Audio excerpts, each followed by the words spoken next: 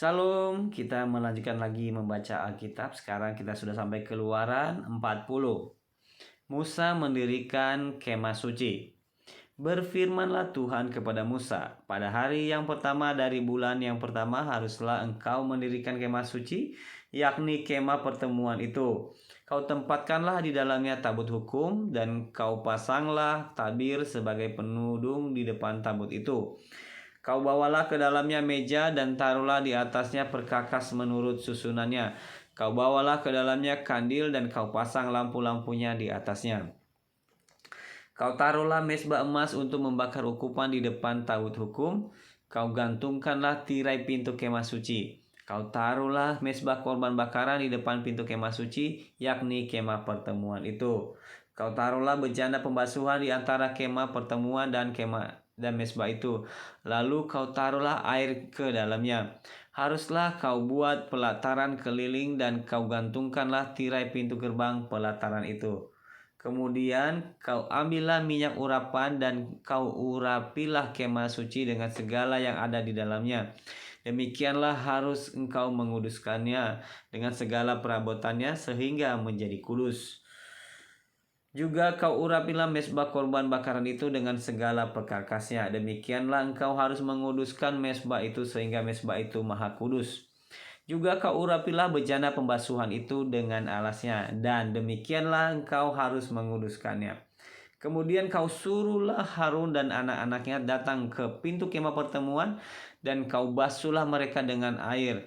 Kau kenakanlah pakaian yang kudus kepada Harun, kau urapi dan kau kuduskanlah dia supaya ia memegang jabatan imam bagiku.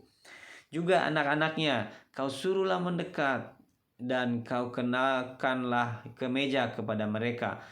Urapilah mereka seperti engkau mengurapi ayah mereka, supaya mereka memegang jabatan imam bagiku. Dan ini terjadi supaya berdasarkan pengurapan itu mereka memegang jabatan imam untuk selama-lamanya turun-temurun. Dan Musa melakukan semuanya itu tepat seperti yang diperintahkan Tuhan kepadanya. Demikianlah demikianlah dilakukannya. Dan terjadilah dalam bulan yang pertama tahun yang kedua, pada tanggal 1 bulan itu, maka didirikanlah kemah suci.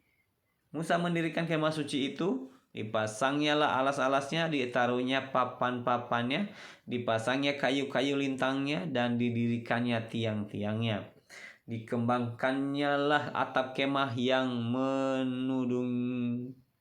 menudungi kemah suci, dan diletakkannya lah tudung kemah di atasnya seperti yang diperintahkan Tuhan kepada Musa. Diambilnya lah loh hukum Allah dan ditaruhnya ke dalam tabut.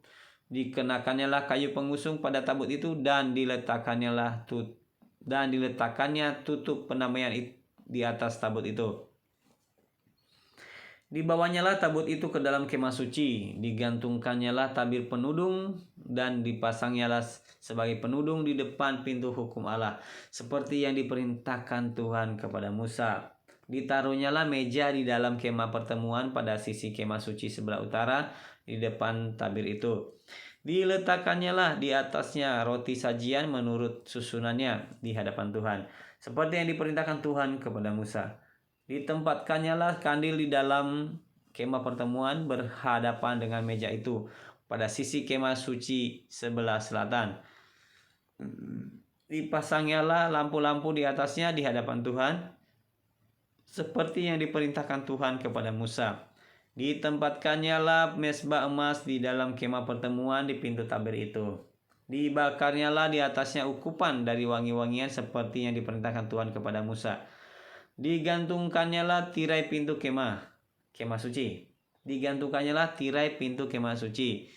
Mezbah korban bakaran ditempatkannya lah di depan pintu kemah suci, yakni kemah pertemuan itu, dan dipersembahkannya lah di atasnya korban bakaran dan korban sajian, seperti yang diperintahkan Tuhan kepada Musa. Ditempatkannya lah bejana pembasuhan di antara kemah pertemuan dan mezbah itu, lalu ditaruhnya lah air ke dalamnya untuk pembasuhan. Musa dan Harun serta anak-anaknya membasuh tangan dan kaki mereka dengan air dari dalamnya. Apabila mereka masuk ke dalam kemah pertemuan dan apabila mereka datang mendekat kepada mezbah itu, maka mereka membasuh kaki dan tangan seperti yang diperintahkan Tuhan kepada Musa. Didirikannya tiang-tiang pelataran sekeliling kemah suci dan mezbah itu, dan digantungkannya tirai pintu gerbang pelataran itu. Demikianlah diselesaikan Musa pekerjaan itu. Kemuliaan Tuhan memenuhi kemah suci. Lalu awan itu menutupi kemah pertemuan dan kemuliaan Tuhan memenuhi kemah suci, sehingga Musa tidak dapat memasuki kemah pertemuan, sebab awan itu hinggap di atas kemah itu dan kemuliaan Tuhan memenuhi kemah itu. Dan kemuliaan Tuhan memenuhi kemah suci. Apabila awan itu naik dari atas kemah suci, berangkatlah orang Israel dari setiap tempat mereka berkemah. Tetapi jika awan itu tidak naik, maka mereka pun tidak berangkat sampai hari awan itu naik.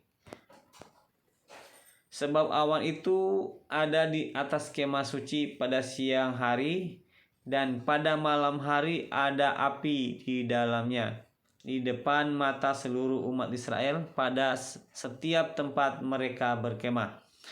Demikian membaca Keluaran 40. Terima kasih, Tuhan Yesus memberkati. Salam.